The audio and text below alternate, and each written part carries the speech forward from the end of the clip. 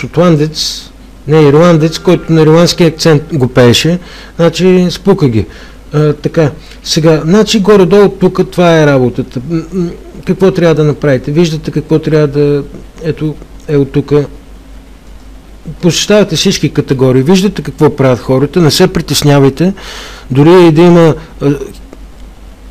стотици хора, които да вършат същата работа, някой от просто хората си поръчат от тук. За всеки има работа тук.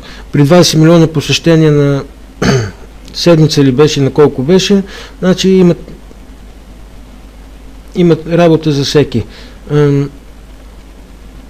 Има такива неща, примерно ще ви изпратя 2 фотокартишки от еди къде си, нали, за $5 и така, или на еди какъв си адрес. Така че има най-различни работи. Не е нужно да знаете английски или да имате някакви качества. Разбира се, ако знаете качествата или имате някакви други качества и мога да правите нещо, това е още по-добре. Значи ето го този сайт, казва се fiverr.com. Отваряте си акаунт там, отваряте си преди това акаунт в, както казах, в PayPal. Той ще ви е нужен почти за всичко. Ето, примерно, отворил съм една от програмите. Ето, с тази програмка. Аз от тук, като я пусна, сега съм справил, защото ми забавя компютъра, но иначе може да си пуснете цел ден да стои и тук. Ето тук сега тя автоматично гледа видеоклипове и ви отваря. Сега ще спре и ще ви покажа една от работите, които могат да се правят. Значи, ето един друг сайт, който е много полезен.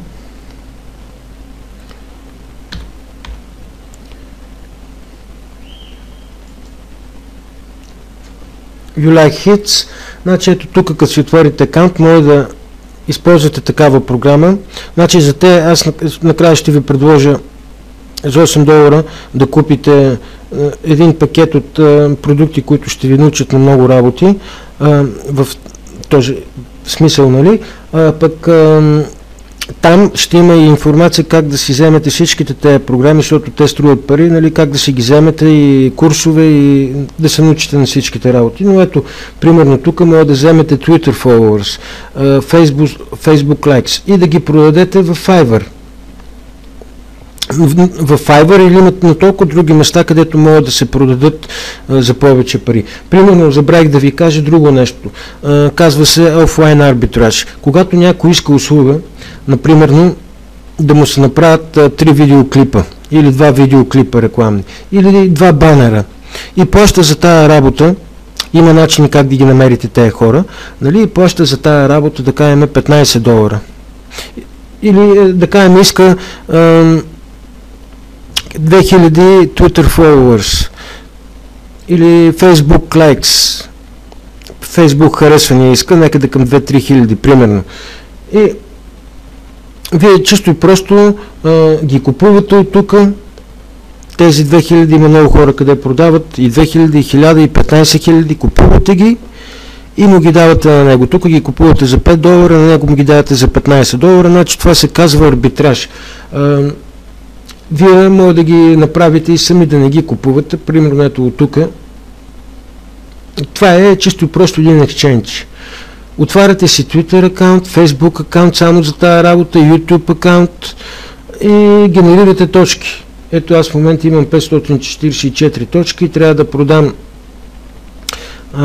YouTube views. И как ги генерирате тези точки? Ето сега ще ви покажа. Отваряте ето тук. Примерно, това за всичко става и за Twitter, и за Pinterest, те социалните сайтове, където са. И ето сега тук, ако гледам този видеоклип, ще взема 9 точки. После, какво правя аз? Аз добавям мой видеоклип. Или добавям вебсайт на някой клиент, който иска да получи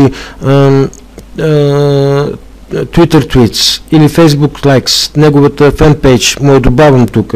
И примерно той, ако иска 100 Facebook харесвания, на мен ще ми струват 500 поинтове.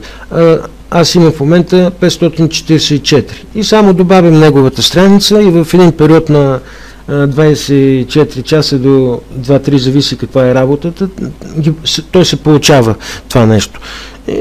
Това може вие да си го правите, нали?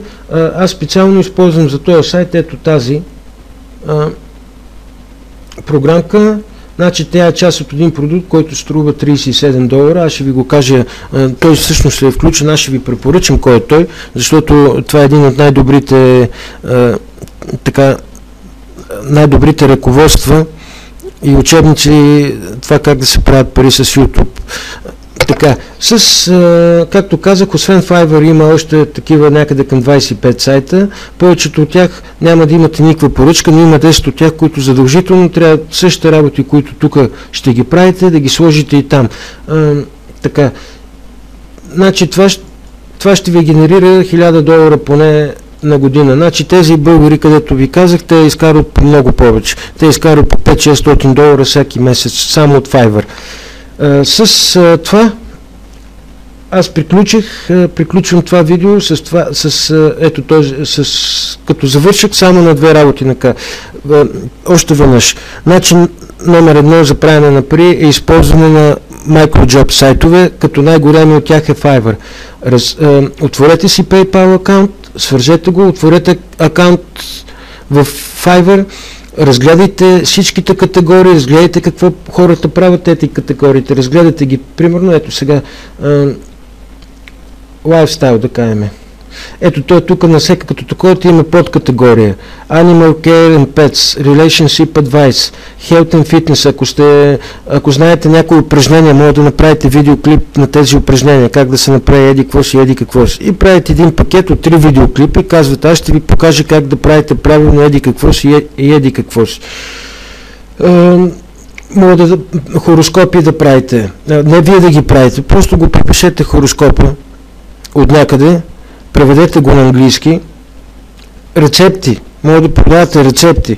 Забавници, ако искате. Значи, хиляди са нещата. Разгледайте каквото идея ви дойде на един лист. Задължително и обязателно всяка идея, която мислите, че може да правите, изкарайте един лист и почвате да пишете, защото вероятността да съберете с 60-70 идеи на неща, където ще може да ги правите, е много голяма. А на тези, които не могат да правите, ви казах, много лесно се учите на тях. Не се изисква да сте програмист или някакъв такъв. Така, значи това е един от начините работата да вършите вие. От тук другото нещо, което споменах, е арбитражния метод. Тоест от тук да взимате работи за 5.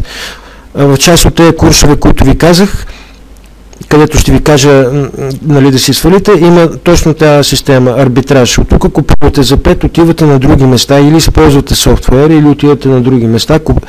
Там вие намирате клиенти, общувате с тях и те като поръчат нещо, вие тук го поръчвате. И де-факто прибирате разликата. Значи по някой път печалбите, примерно тук има хора, които правят Facebook Timelines, такива графики. Тя е една графика за $5, правят една или две. Значи сега в момента към $50-60 струва една такава хубаво направена графика за някой вебсайт, който иска да се вземе, и вие прибирате тези пари. Сега с това приключвам с този модел и метод на правене на пари. Това е задължителен метод според мен за всеки.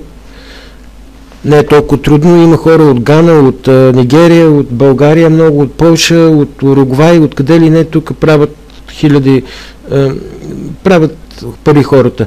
Така, с това приключвам това видео и гледайте следващото видео, което ще е за affiliate маркетинг. Специално за интернет маркетинг, това, което се нарича в интернет маркетинг affiliate маркетинг.